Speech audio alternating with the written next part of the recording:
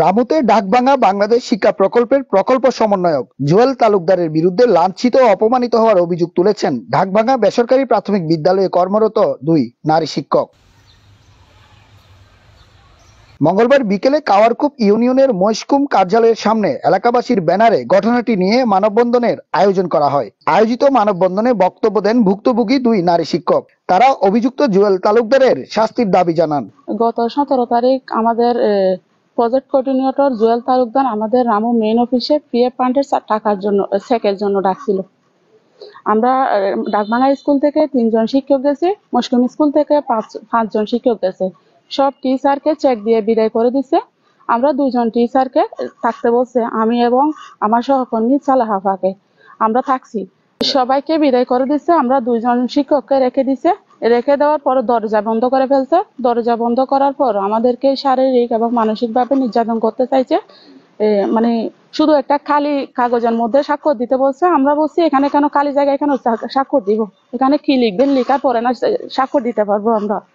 এরপরে যেহেতু আমরা স্বাক্ষর দিচ্ছি না, উনি আমাদেরকে অনেক গিয়ে করছে, জোরপূর্বক করে, একবারে জিম্মি করে, না দিলে চাকরি থাকবে না, এটা আমাদেরকে ভয় দেখাইছে, হুমকি দিচ্ছে। এই ঘটনা অত্যন্ত নিন্দনীয় জানিয়ে বক্তারা জুয়েল তালুকদারের অপসারণ করার দাবি জানান।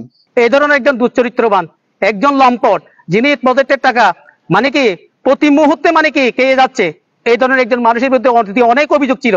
সে এখনো পর্যন্ত কার ইশারায়, কার ইন্ধনে, কার ছায়া তলে থেকে এখানে ডাকভাঙা প্রজেক্ট চালানোর চেষ্টা করছে এবং বলতেছে যে যারা কাওয়ারকুপ ইউনিয়নে আছেন, প্রত্যেক কাওয়ারকুপ ইউনিয়নের কোনো টিচার আমরা রাখবো না। কাওয়ারকুপ ইউনিয়নের কোনো টিচার আমরা রাখবো না। ওই টিচারদেরকে আমরা রেখে আমরা এতদিন ভুল করেছি। আমাদের দাবি হচ্ছে উনার পদত্যাগ। আমরা এই ধরনের প্রজেক্ট কোঅর্ডিনেটর আমরা চাই না। এই ধরনের দুশ্চরিত্রবান, এই ধরনের একজন খারাপ মানুষ আমরা আমাদের এই প্রজেক্টে দেখতে চাই না। আমরা অনেক প্রজেক্ট কোঅর্ডিনেটর দেখছি, কিন্তু এই ধরনের খারাপ মানুষ আমরা দেখি নাই। ওনার যে কার্যক্রম চালিয়ে যাচ্ছে, আশা করি ওই স্কুলগুলোতে দিন দিন দুরবস্থা চলে আসবে। আমি আশা করব ওই জুয়েল তালুকদারের পদত্যাগ এবং ওনার বিরুদ্ধে আইনের ব্যবস্থা নেওয়ার জন্য আমি ঊর্ধ্বতন কর্তৃপক্ষের কাছে জোরালো আহ্বান জানাচ্ছি। এদিকে মানববন্ধন শেষে এ ঘটনায় জুয়েল তালুকদারের বিরুদ্ধে ব্যবস্থা নিতে কক্সবাজার জেলা প্রশাসক বরাবরে লিখিত অভিযোগ দিয়েছে ভুক্তভোগী সহকারী শিক্ষিকা তৈবা বেগম ও সালেহা আক্তার। হাফিজুল ইসলাম চৌধুরী, TTN।